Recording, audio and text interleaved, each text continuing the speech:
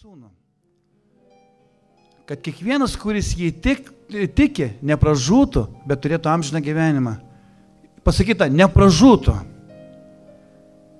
Jeigu mes nepatikėsim jo sūnumi, mes pražūsim. Ir nėra didesnio poreikio, kaip padėti žmonėm priimti jo sūnų į savo širdį, savo gyvenimą. Nes tokiu būdu tu priimi sutaikinimą, kurį Dievas tau dovanoja. Dievas iš savo pusės jau daugiau kaip 2000 metų, kaip jis sutaikė žmonės su savim. Jis kaip teisėjas turėjo visus mus, kaip kokios šiukšlės, kaip dulkės kokias. Nes mes esam to verti. Bet jisai taip tave pamilo, kad jisai savo sūnų, savo viengimį sūnų atidavė numirti už kiekvieną iš mūsų. Jis taip stipriai pamilo mus. Ir jis iš tikrųjų, kai jo sūnus buvo plakamas, kai jo sūnus buvo kalamas prie kryžiaus ir galų gale po 6 valandų numirė, jisai tokiu būdu sutaikė tave ir mane su savimi. Bet dabar tavo ir mano atsakomybė, ką mes darysim su tuo. Ar mes priimsim tą sutaikinimą, ar mes pripažinsim, kad ir mūsų nuodėmės plakė Jėzų, kad ir mūsų kaltė mušė Jėzų.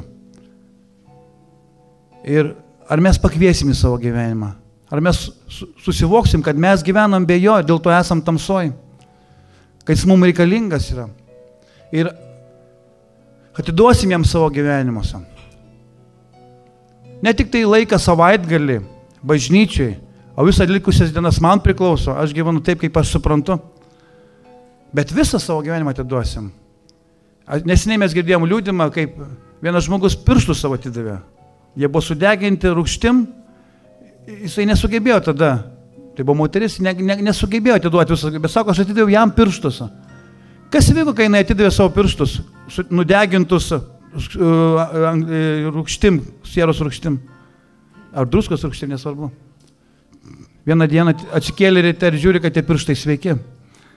Taip pat, o tavo gyvenimas ir daug daugiau negu tie pirštai iš tikrųjų. Ir Dievas nori prikelti tavo gyvenimą iš tikrųjų. Bet tam tu turi pasikviesti Jėzų į savo širdį. Pripažink, kad esi nusidėjėlis. Ir kitoks negali būti, nes mes visi nusidėjom.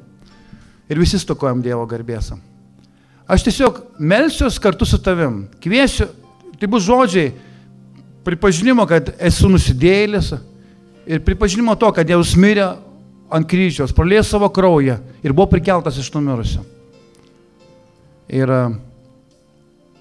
mes pakviesim į savo gyvenimus ir savo širdis. Jeigu tu nesidaręs to niekuomet savo gyvenime praeitį, padaryk tai su manim kartu garsiai šitais žodžiais, gerai? Viešpatie Jėzau, aš pripažįstu save nusidėjėliu. Tikiu, kad Jėzus mirė ant kryžiaus. Praliejo savo brangų kraują. Ir 3 dieną buvo prikeltas iš numirusių. Yra gyvas, yra tarp mūsų šiandien. Aš atveriu prieš tave, viešpatie Jėzau, savo gyvenimą ir savo širdį.